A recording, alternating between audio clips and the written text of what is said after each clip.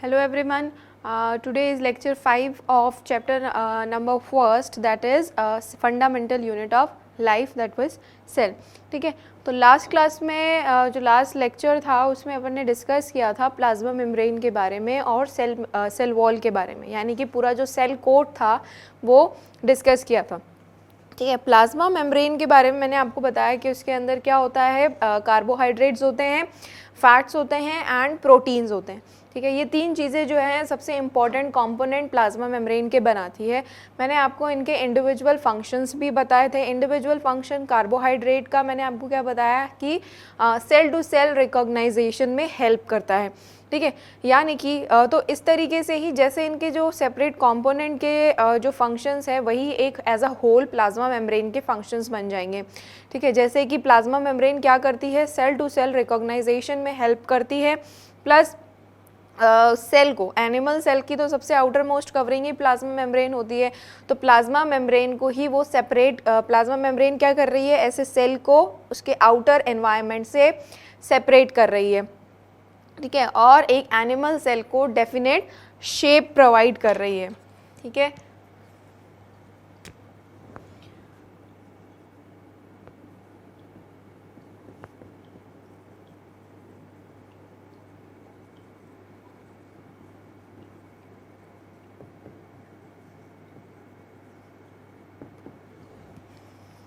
ठीक है. तो प्लाज्मा मेम्ब्रेन के बारे में मैंने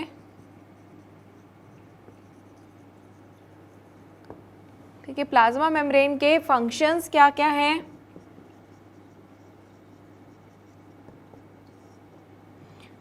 allows entry and exit of material.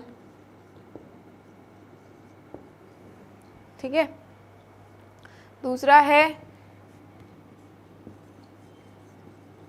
Separate cytoplasm from extra cellular environment. ठीक है, provide shape to the cell.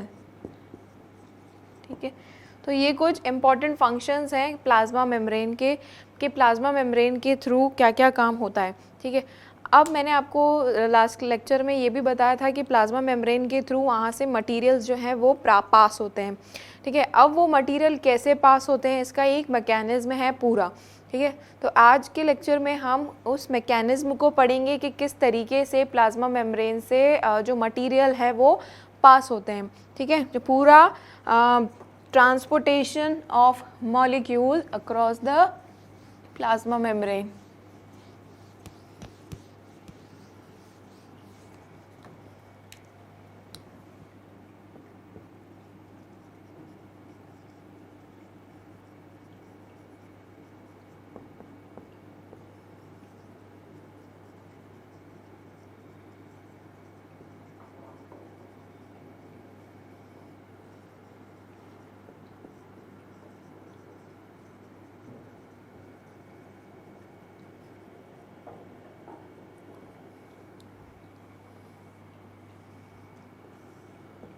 ठीक है, तो आज के लेक्चर में ये पढ़ना है.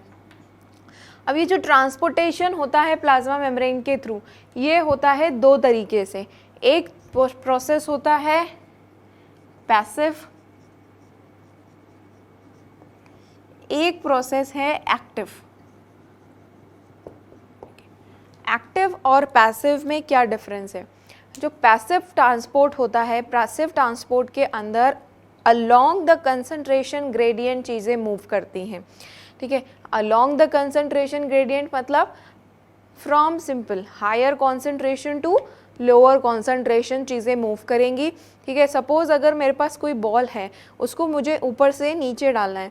ठीक है, तो सिंपली मैं क्या करूँगी, क्योंकि फोर्स जो है मेन वो तो नीचे लग रहा है, ग्रेविटी का फोर्स तो है, वो ईजिली से ग्रेविटी के फोर्स की तरफ चली जाएगी। ठीक है, लेकिन मुझे अगर मैं उस बॉल को ऐसे ऊपर से डालूंगी तो वो इजीली नीचे चली जाएगी, मुझे कोई पर्सनली उसमें फोर्स लगाने की ज़रूरत नहीं पड़ी है। ठीक है, सपोज़ एक नदी बह रही है और नदी का बहाव इस साइड से इस साइड तक है, नदी जो है बहती जा रही है। अगर आप उस नदी में नाव चला रहे हैं, ठीक है, तो नाव को अगर आप सिंपली अगर उस बहाव के हिसाब से चलाएंगे तो कोई फोर्स लगाने की ज़रूरत आपको भी नहीं पड़ेगी। ठीक है, तो इसी तरीके से ये पैसिव ट्रांसपोर्ट होता है कि along the concentration gradient। ठीक है, along the concentration gradient, इसका मतलब from higher to lower, simple from higher to lower concentration cheese move कर जाएगी। ठीक है, ऐसा करने में कोई एक्सपेंडिचर ऑफ एनर्जी बिल्कुल भी नहीं होता है, कोई एनर्जी खर्च करने की ज़रूरत नहीं है। सिंपल जहाँ ज़्यादा है वहाँ से कम हो रहा है, वहाँ से जाके कम वाली साइड पे जा रहा है, तो कोई एनर्जी का रिक्वायरमेंट है ही नहीं। तो यहाँ पर नो एक्सपेंडिचर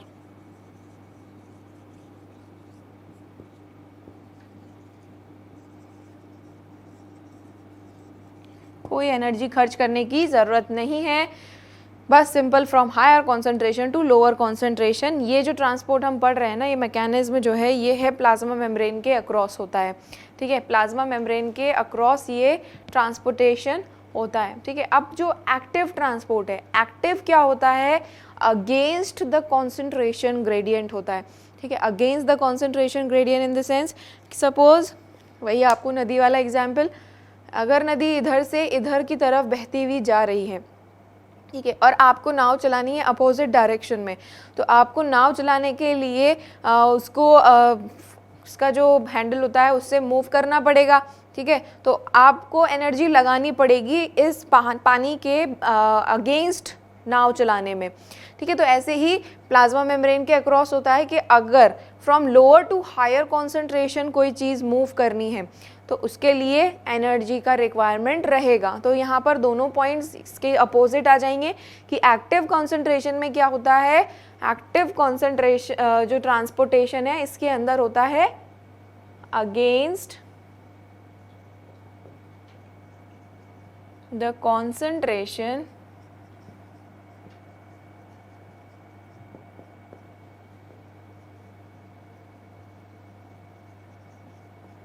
ठीक है, सो यहाँ पर हो जाएगा फ्रॉम लोअर टू हायर। दूसरा पॉइंट, रिक्वायर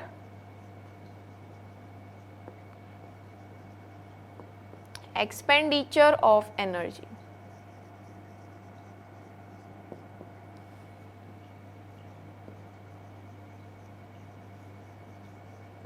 ठीक है, तो ये हो गए दो तरीके के, मेन तो यही दो तरीके के रहेंगे, फिर इनके अंदर सब डिवीजन होगा कि भाई पैसिव कितने टाइप का होता है।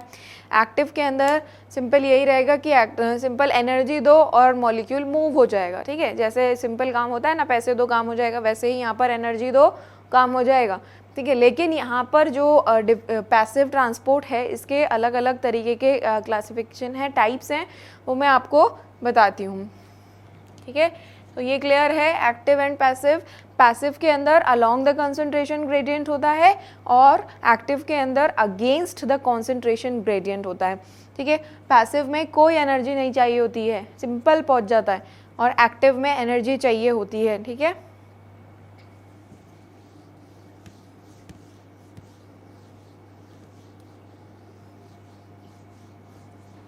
ठीक है, तो एक्टिव का यहाँ पर हमें कोई क्लासिफिकेशन नहीं पढ़ना है, हमें क्लासिफिकेशन पढ़ना है सिर्फ पैसिव का। अब जो पैसिव ट्रांसपोर्ट होता है ये होता है डिफ्यूजन,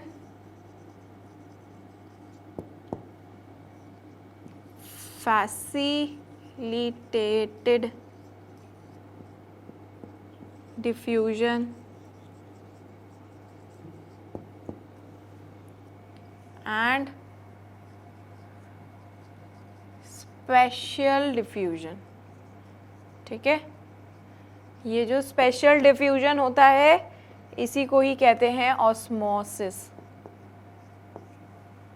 ठीक है, तो ये हैं तीन तरीके के diffusion, facilitated diffusion and special diffusion, जो कि होता है ऑस्मोसिस। और यहाँ ऑस्मोसिस भी दो टाइप का होता है, एक होता है endo osmosis and exo osmosis. ठीक है, तो ये सारी चीज़ें हैं, इनको हम एक एक करके डिटेल में पढ़ेंगे अभी कि डिफ्यूजन क्या होता है, फैसिलिटेटेड डिफ्यूजन क्या होता है, स्पेशल डिफ्यूजन यानी कि ऑस्मोसिस क्या होता है, और ऑस्मोसिस की जो दो टाइप हैं endo osmosis and exo osmosis क्या होते हैं। ठीक है, तो सबसे पहले है डिफ्यूजन।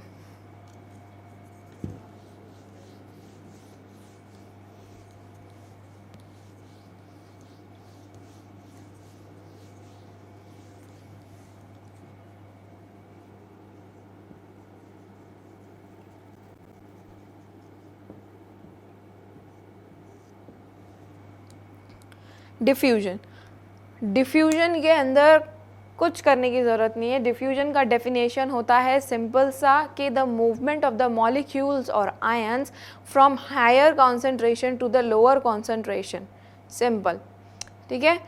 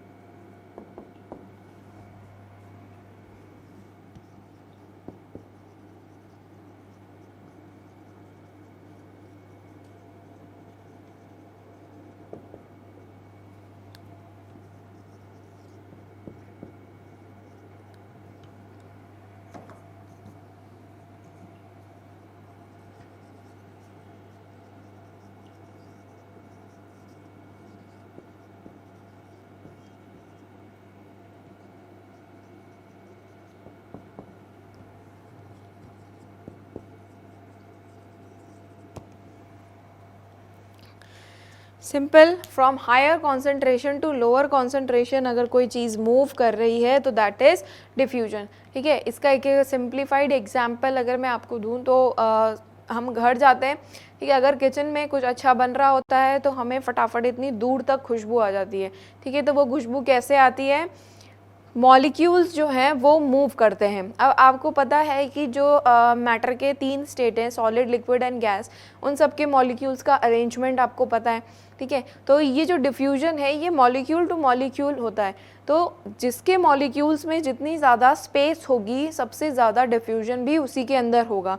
ठीक है, तो सबसे ज़्यादा डिफ्यूजन यहाँ पे सबसे ज़्यादा होगा गैस के अंदर, फिर होगा लिक्विड के अंदर, फिर होगा सॉलिड के अंदर।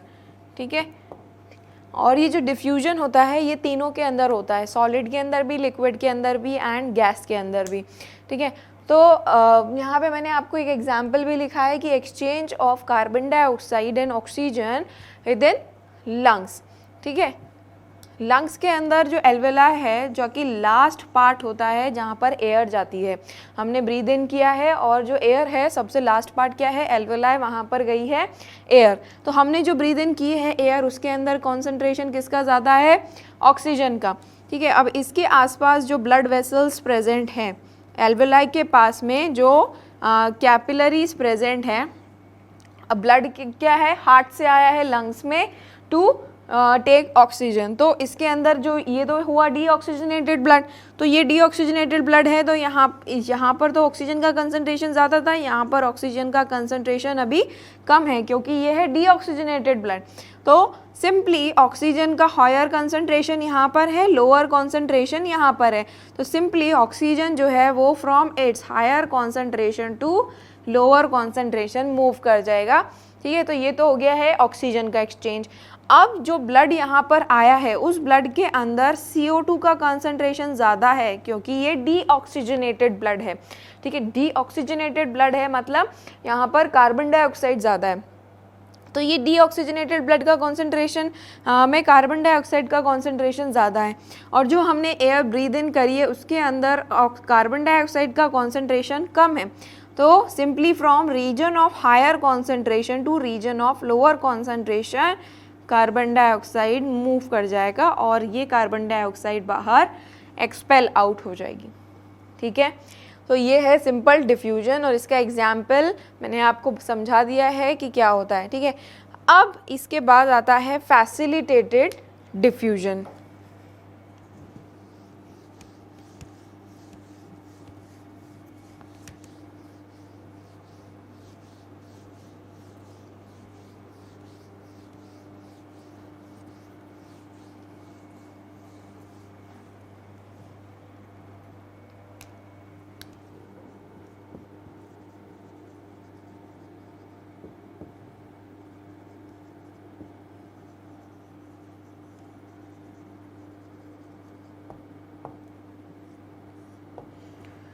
अब फैसिलिटेटेड डिफ्यूजन, डिफ्यूजन जो अपन ने अभी पढ़ा वही डिफ्यूजन है ये, बस इसके अंदर क्या लग गया है आगे, फैसिलिटेटेड लग गया है।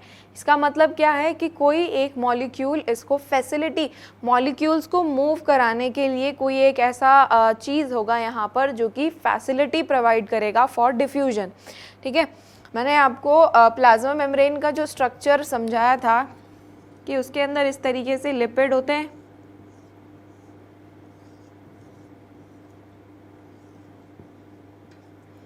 और प्रोटीन्स होते हैं,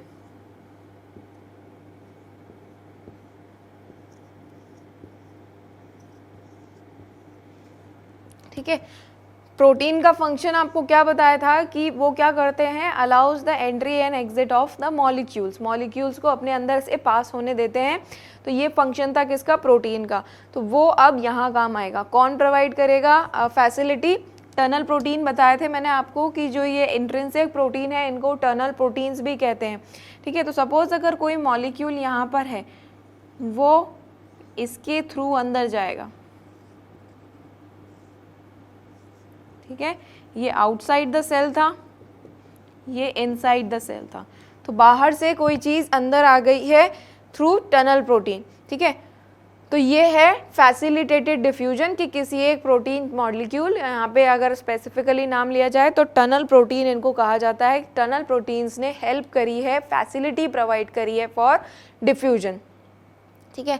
अब क्वेश्चन ये आता है कि जो फैसिलिटेटेड डिफ्यूजन है कि यहाँ से तो मॉलिक्यूल पास हो रहा है लेकिन फिर भी इसको हमने पैसिव में रखा गया है, एक्टिव में नहीं रखा है, ठीक है। ऐसा इसलिए है क्योंकि ये अलोंग द कंसंट्रेशन ग्रेडियंट ही होता है, फ्रॉम हायर टू लोअर ही जाएगा, लोअर टू हायर नहीं जाता है। Facilitated diffusion from higher to lower ही जाता है, इसीलिए इसको पैसिव ट्रांसपोर्ट में रखा गया है। क्लियर?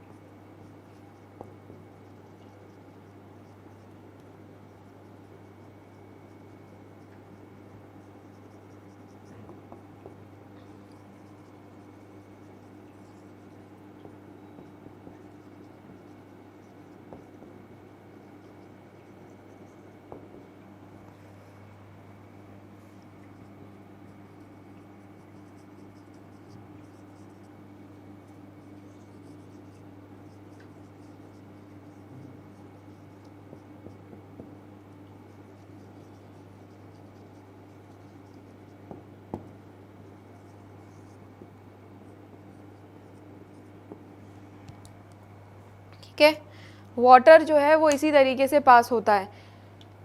प्लाज्मा मेम्ब्रेन्स में लिपिड का जो नेचर था क्या होता है, वो हाइड्रोफोबिक हेड होते हैं और जो टेल्स होती हैं वो हाइड्रोफिलिक होती हैं, ठीक है।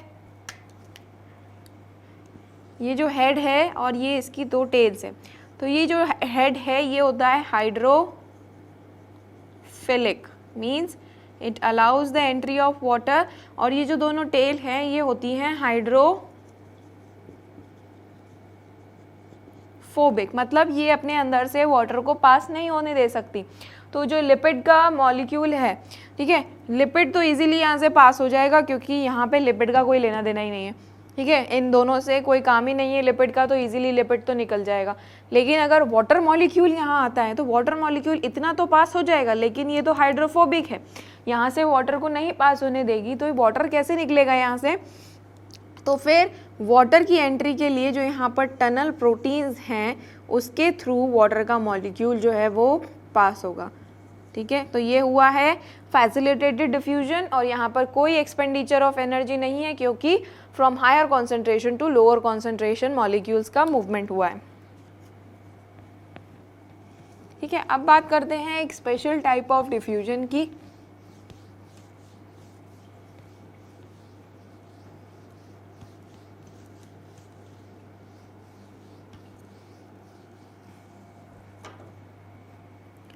That is osmosis, ठीक है। ऑस्मोसिस की जो डेफिनेशन है उसको हम दो तरीके से लिख सकते हैं, और कई बुक्स में अलग अलग डेफिनेशंस लिखी रहती हैं यही दोनों की, तो कंफ्यूज नहीं होना है आप, मैं आपको वो दोनों डेफिनेशंस यहाँ पे क्लियर कर दूँगी। देखो, सपोज़ हमने क्या किया है, एक बीकर लिया है, उसको सेपरेट किया है एक मेम्ब्रेन से जिसको बोलेंगे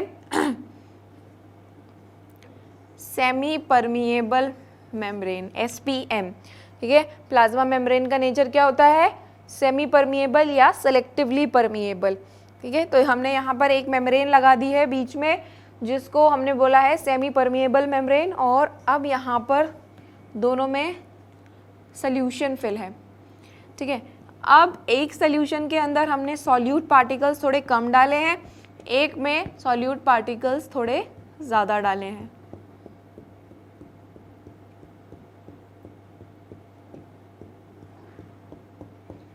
ठीक है। जहाँ पर सॉल्यूट पार्टिकल्स थोड़े कम हैं वो वाला सॉल्यूशन कहलाएगा लोअर कॉन्सेंट्रेटेड वाला, ठीक है। लोअर कॉन्सेंट्रेशन क्यों, क्योंकि सॉल्यूट कम है, पानी ज़्यादा है, डाइल्यूट सॉल्यूशन है ना, तो डाइल्यूट सॉल्यूशन को लोअर कॉन्सेंट्रेशन मैंने यहाँ पे लिखा है। अब यहाँ पे सॉल्यूट ज़्यादा है, ठीक है, सॉल्यूट ज़्यादा है, तो मैंने यहाँ सॉल्यूट ज़्यादा है तो ये जो सॉल्यूशन है वो कहलाएगा हायर कॉन्सेंट्रेटेड, ठीक है।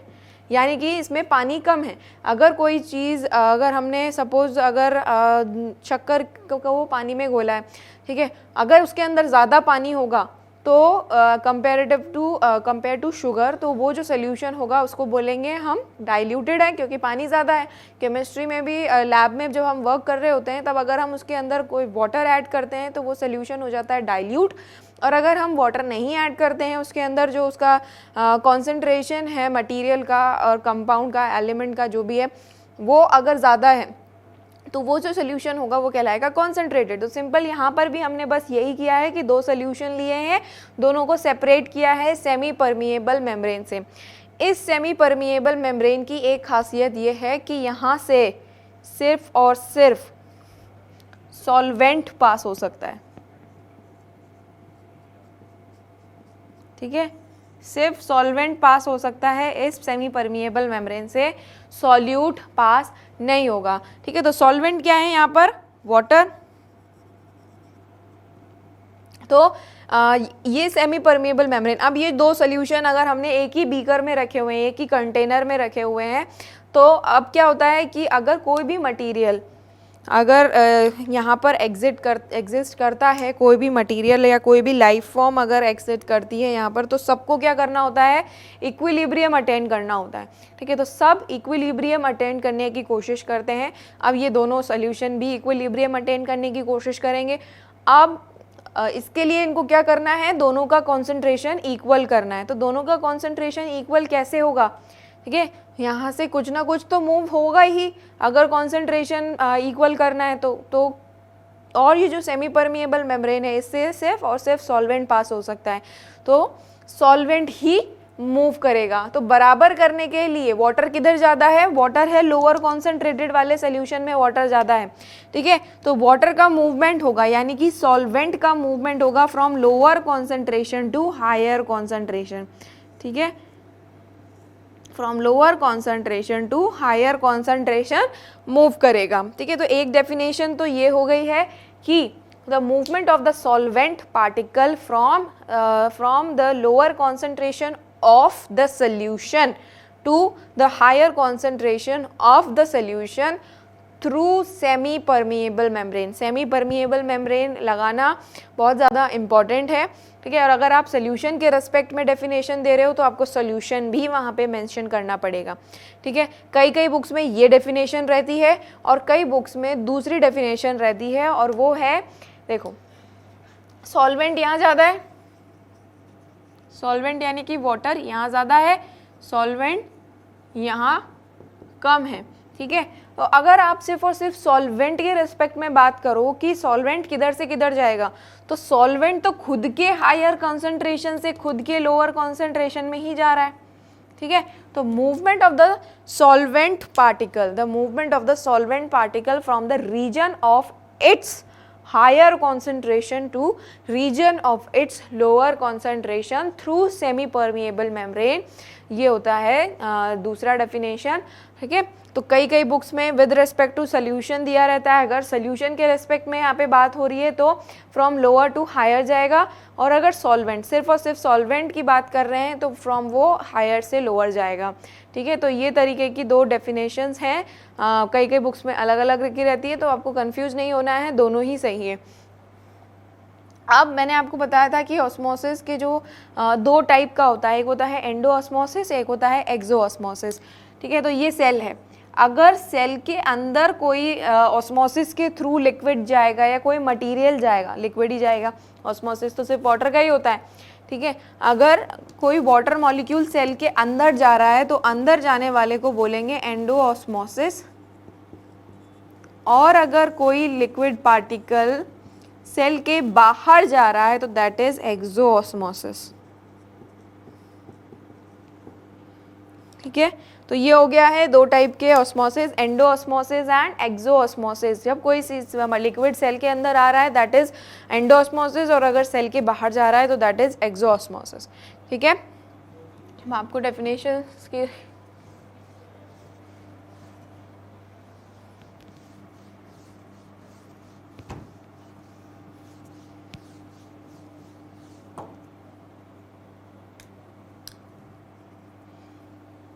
पहले मैं आपको सॉल्यूशन के रेस्पेक्ट में डेफिनेशन बताती हूँ। The movement of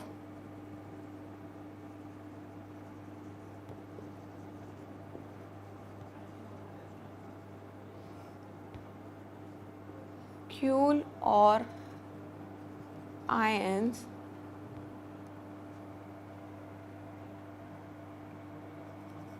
of solvent from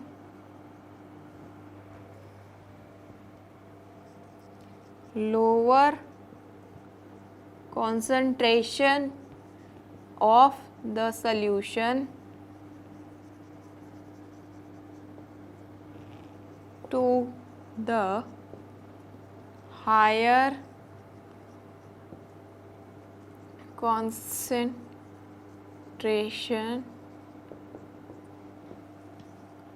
of the solution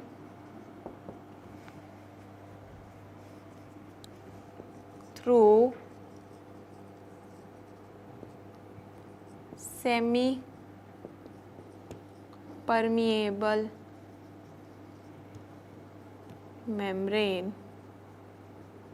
ठीक है, सब आ गया। यहाँ पर सॉल्वेंट का मूवमेंट हो रहा है from lower concentration of the solution से higher concentration of the solution through semi permeable membrane. ठीक है, यही एक एग्जैक्ट डेफिनेशन है। अगर इसमें से आपने कोई वर्ड मिस कर दिए तो रॉन्ग हो जाएगी। ठीक है, सारा का सारा ऐसे का ऐसे ही आना चाहिए।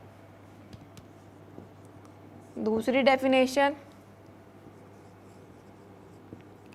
The movement of molecules or ions of solvent from its higher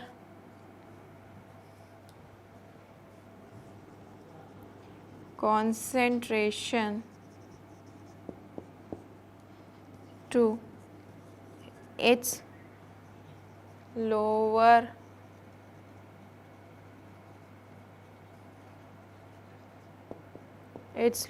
concentration through semi permeable membrane। ठीक है, ये हो गई डेफिनेशन। ठीक है, तो ये दो डेफिनेशन है। अगर आप दोनों लर्न कर सकते हो तो बहुत अच्छी बात है, और अगर नहीं कर सकते तो दोनों में से कोई भी लिखेंगे तो वो करेक्ट है। ठीक है, तो दोनों डेफिनेशंस करेक्ट हैं। दोनों कई कई बुक्स में अलग अलग जगह लिखी रहती है, तो कंफ्यूज बिल्कुल भी नहीं होना है, दोनों सही है। लेकिन आपको क्लियरली वहाँ पर मेंशन करना पड़ेगा कि आप सोल्यूशन के बारे में बात कर रहे हो या सिर्फ और सिर्फ सॉल्वेंट के बारे में बात कर रहे हो। और जो सेमी परमिएबल मेम्ब्रेन है ये तो बहुत इंपॉर्टेंट है, क्योंकि सेमी परमिएबल मेम्ब्रेन होगी तभी सॉल्वेंट का मूवमेंट होगा। ठीक है, अब यहाँ पर एक चीज़ आती है कि डिफ्यूजन और ऑस्मोसिस में डिफरेंस क्या है। डिफ्यूजन जो है वो तीनों स्टेट्स के अंदर होता है, सॉलिड, लिक्विड एंड गैस। लेकिन जो ऑस्मोसिस है वो सिर्फ और सिर्फ लिक्विड के अंदर होता है। ठीक है, और डिफ्यूजन के लिए कोई मेम्ब्रेन का रिक्वायरमेंट नहीं है, लेकिन ऑस्मोसिस के लिए सेमी परमिएबल मेम्ब्रेन का होना बहुत ज़्यादा ज़रूरी है। ठीक है, ये दोनों के अंदर डिफरेंस है, ये ऑस्मोसिस है। दोनों डेफिनेशंस क्लियर है यहाँ पर। ठीक है, अब on the basis of concentration तीन तरीके के सॉल्यूशंस होते हैं, और उनका सेल पर क्या असर पड़ता है वो देखते हैं।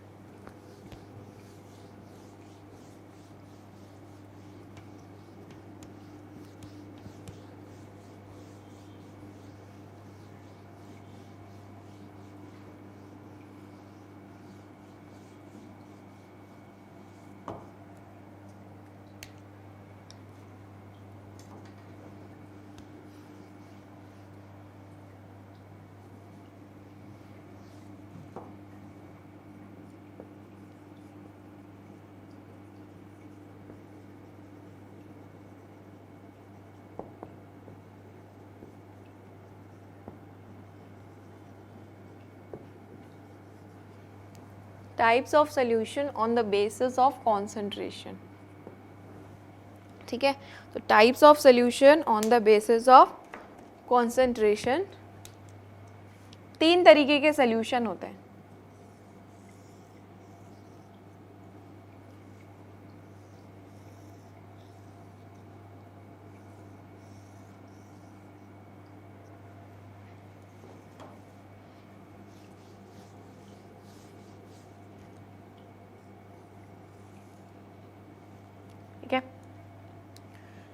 तीनों के अंदर सॉल्यूशन फिल है। अब इन तीनों सॉल्यूशन के अंदर हम डाल देंगे एक सेल।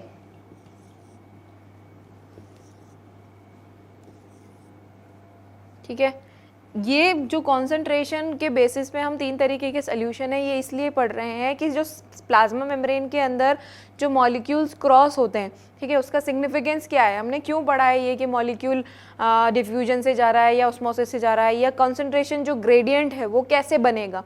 ठीक है, अब देखो ये सेल है और ये सेल के बाहर का फ्लूइड है।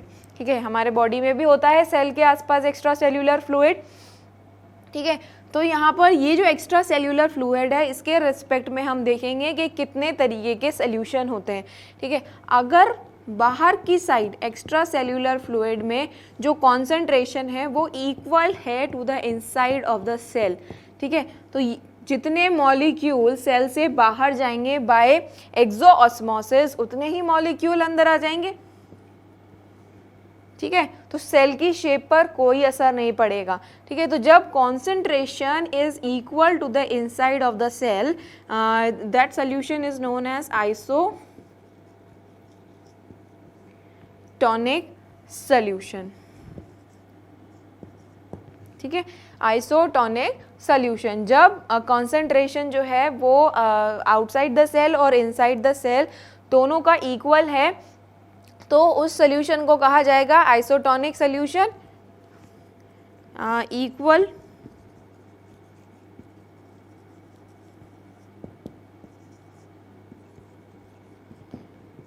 सेल की शेप पे कोई असर नहीं होगा,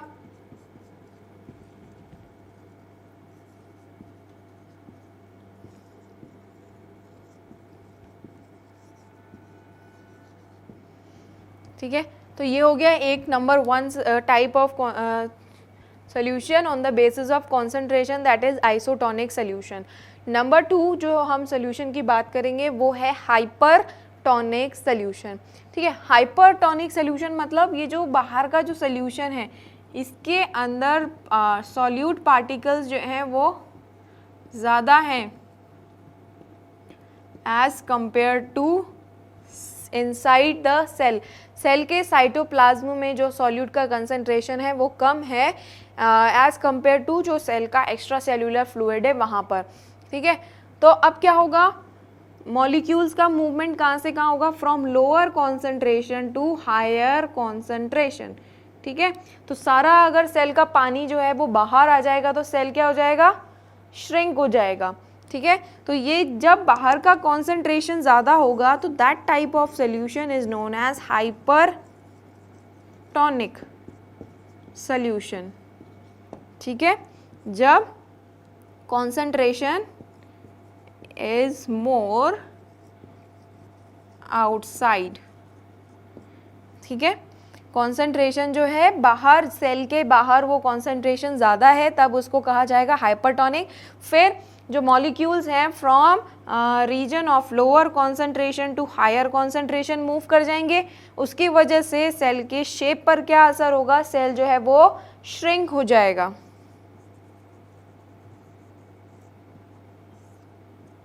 ठीक है, सेल जो है वो श्रिंक हो जाएगा। और तीसरा कि जो यहाँ से वाटर है वो बाहर आया है।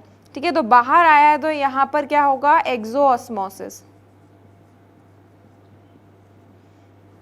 ठीक है, ये सारी चीज़ें हो गई। ये हमने बात करी है यहाँ पर एनिमल सेल की। प्लांट सेल का केस अलग है, वो भी मैं आपको इसके बाद समझाऊंगी। पहले ये है एनिमल सेल। एनिमल सेल क्या है, हाइपरटोनिक सोल्यूशन है, यानी कि बाहर का कंसंट्रेशन ज़्यादा है as compare to inside cytoplasm of the cell. ठीक है, तो क्या होगा, कॉन्सेंट्रेशन में ऑस्मोसिस का पता ही है आपको कि from region of lower concentration to region of higher concentration move करेगा वाटर। ठीक है, तो वाटर मूव कर जाएगा तो जो सेल है वो श्रिंक हो जाएगा। ठीक है, इसका सेम मैकेनिज्म वही है कि अगर ज़्यादा देर तक कपड़े धोते हैं अपन तो अपने हाथ की जो उंगलियां हैं ये क्या हो जाती हैं, बिल्कुल श्रिंक हो जाती हैं। तो ये कैसे होती हैं, क्योंकि जो सर्फ का पानी होता है उसके अंदर कॉन्सेंट्रेशन ज़्यादा होता है, उसकी वजह से जो वाटर है वो सेल से बाहर आ जाता है और सेल जो है वो श्रिंक हो जाता है। ठीक है, तो ये हो गया हाइपरटोनिक सोल्यूशन। अब तीसरा है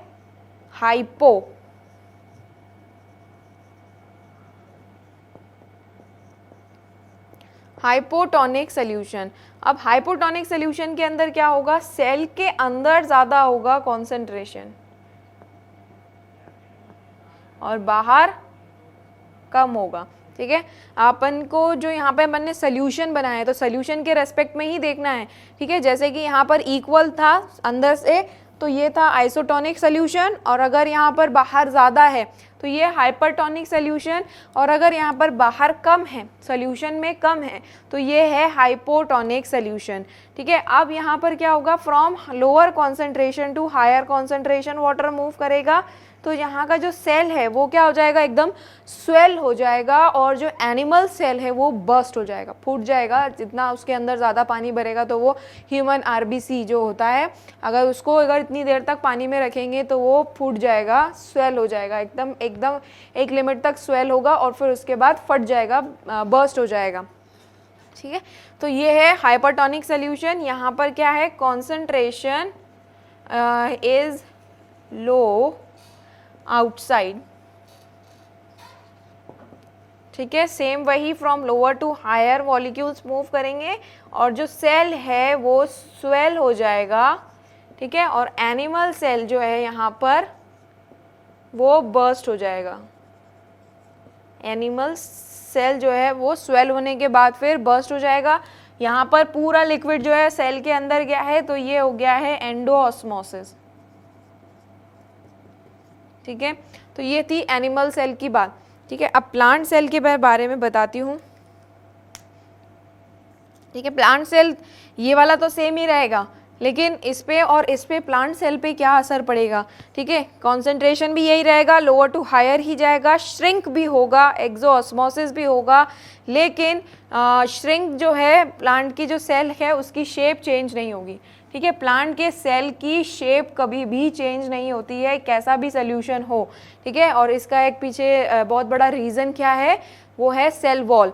प्लांट के अंदर सेल वॉल प्रेजेंट होती है जो कि प्लांट के सेल को डेफिनेट शेप प्रोवाइड करती है, इसीलिए प्लांट के सेल की कभी भी शेप चेंज नहीं होती है। अगर आप उसको इस हाइपरटोनिक सोल्यूशन के अंदर डालोगे, ठीक है, तो प्लांट का सेल है ये है सेल वॉल, उसके अंदर है उसका प्लाज्मा मेम्ब्रेन और बाकी सारी चीज़ें। ठीक है, तो प्लाज्मा मेम्ब्रेन तो श्रिंक होगा, जैसे ही इसका लिक्विड मटेरियल बाहर जाएगा प्लाज्मा मेम्ब्रेन बिल्कुल श्रिंक होके एक कोने में आ जाएगी। ठीक है, प्लाज्मा मेम्ब्रेन तो श्रिंक हो गई, लेकिन जो सेल वॉल है वो वैसी की वैसी ही है, यानी कि अगर देखा जाए तो प्लांट के सेल की तो शेप चेंज नहीं हुई है। ठीक है, तो ये जो सिचुएशन है कि प्लाज्मा मेम्ब्रेन तो पूरा अंदर आ गया है, सेल वॉल वैसा का वैसा ही है, प्लांट के अंदर इसको कहते हैं प्लाज्मोलाइसिस। ठीक है, ये जो श्रिंकिंग की सिचुएशन प्लांट सेल में होती है उस चीज़ को कहते हैं प्लाज्मोलाइसिस, और इस तरीके के सेल को कहते हैं प्लाज्मोलाइज्ड सेल। ठीक है, इस तरीके के सेल को कहते हैं प्लाज्मोलाइज्ड सेल। ठीक है, अब अगर यहाँ पर हाइपरटोनिक में अगर प्लांट सेल को रख दिया जाए, ये प्लांट सेल वॉल और अंदर की जो सेल मेम्ब्रेन है वो स्वेल हो जाएगी इस तरीके से। ठीक है, बिल्कुल स्वेल हो जाएगी, और ये क्या करेगी, स्वेल होकर सेल वॉल पर प्रेशर लगाएगी, लेकिन सेल वॉल क्या है, बहुत ज़्यादा रिजिड होती है, हार्ड होती है, तो उस पर कोई असर नहीं होगा। तो यहाँ पर भी जो प्लांट का सेल है उसके ऊपर कोई फर्क नहीं पड़ेगा। ठीक है, तो ये हैं 3 तरीके के solution, isotonic, hypertonic and hypotonic, जिसमें प्लांट सेल और एनिमल सेल पे बता दिया है। ठीक है, क्वेश्चंस जो हैं वो यहाँ से भी इससे पूछा जाता है कि अगर एनिमल सेल को हाइपरटोनिक सोल्यूशन में रखा जाएगा तो क्या होगा। ठीक है, या प्लांट सेल को रखा जाएगा तो क्या होगा। प्लाज्मोलाइसिस पे पूछा जाता है। प्लाज्मोलाइसिस क्या है, जब प्लाज्मा मेम्ब्रेन जो है पूरा श्रिंक हो जाएगा, लेकिन सेल का जो शेप है वो चेंज नहीं होगा due to rigid cell wall, तो उस प्रोसेस को कहते हैं प्लाज्मोलाइसिस, और इस तरीके के सेल को कहते हैं प्लाज्मोलाइज्ड सेल। ठीक है, तो ये हो गए 3 तरीके के सेल्स, 3 तरीके के सोल्यूशन। ठीक है, तो आज का लेक्चर बिल्कुल यहीं ख़त्म होता है। नेक्स्ट क्लास में अपन आगे के जो सेल के कंपोनेंट्स हैं वो स्टार्ट करेंगे। ठीक है, थैंक यू।